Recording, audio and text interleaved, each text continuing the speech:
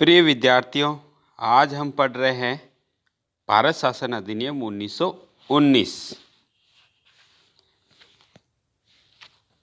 20 अगस्त 1917 को घोषित मॉन्टेग्यू की घोषणा के अनुसार 1919 का भारत शासन अधिनियम लाया गया। यह अधिनियम मॉन्टेग्यू घोषणा के तहत उठाया गया जो कदम था वो उसमें पहला संवैधानिक सुधार था। मॉन्टेग्यू की घोषणा में यह था कि भारत में ब्रिटिश सरकार का जो उद्देश्य है वह संवैधानिक सुधारों के संदर्भ में क्रमिक रूप से उत्तरदायी सरकार की स्थापना करना था।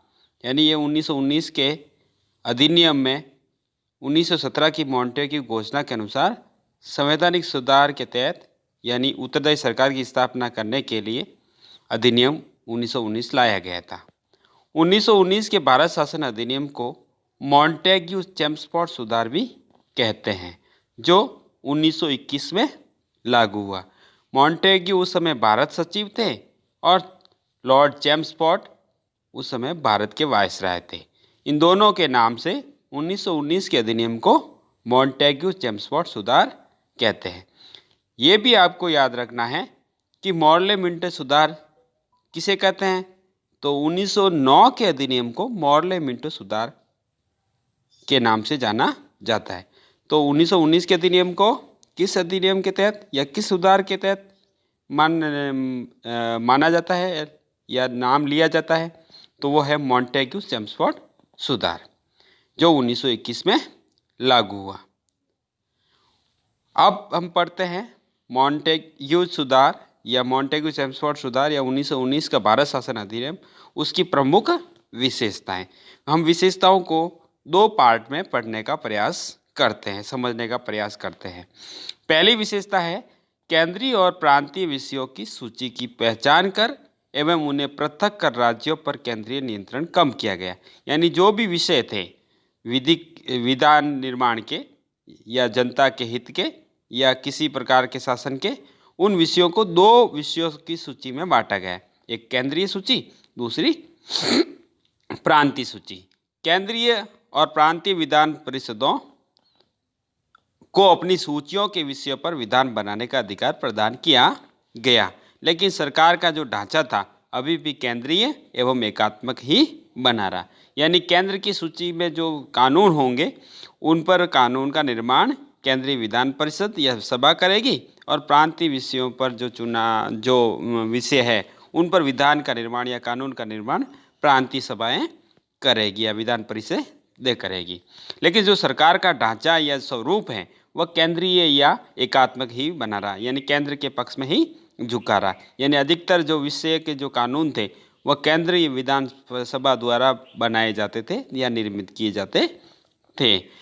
पुनः जो प्रांतीय विषय थे उनको पुनः दो भागों में विभाजित किया गया, हस्तांतरित विषय और आरक्षित विषय। पहले तो विषयों को दो भागों में केंद्रीय और प्रांतीय सूची में बांटा गया, फिर प्रांतीय जो कानून थे उनको भी पुनः दो भागों में बांटा गया था। पहला था हस्तांतरित विषय, दूसरा आरक्षित विषय।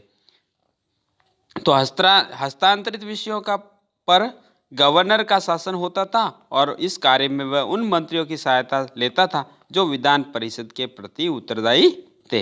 यानी जो हस्तांतरित विषय पर गवर्नर का शासन होता था और वो उन मंत्रियों की सहायता से शासन कर लेता था या सहायता लेता था जो विधान परिषद के प्रति उत्तरदायी थे।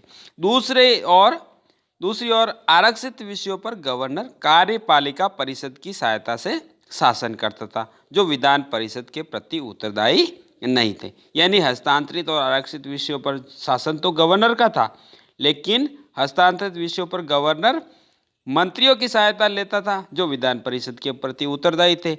आरक्षित विषयों पर गवर्नर कार्यपालिका परिषद की सहायता से शासन करता था। इस तरह से प्रांतीय विषयों को दो भागों में विभाजित किए गए थे, आरक्षित विषय और हस्तांतरित विषय, है ना।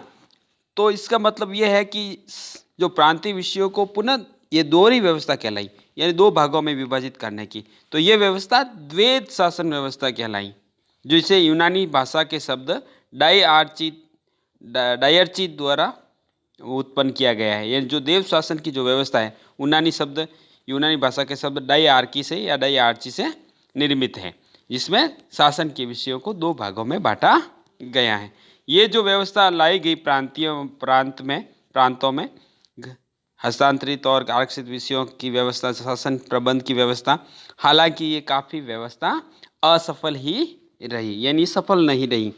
अगली विशेषता है, इस अधिनियम ने पहली बार देश में द्विसदनीय व्यवस्था और प्रत्यक्ष निर्वाचन की व्यवस्था प्रारंभ की। यानी देश में पहली बार जो केंद्र के स्तर पर दो व्यवस्थापिका सभाओं की स्थापना की गई और एक व्यवस्थापिका सभा में प्रत्यक्ष निर्वाचन की व्यवस्था की गई। जनता सीधे अपने प्रतिनिधि चुनेंगे और वो प्रतिनिधि उस सभा में बैठेंगे।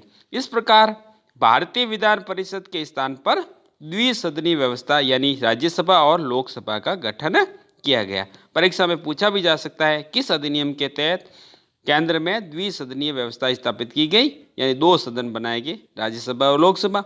तो वह है 1919 का अधिनियम।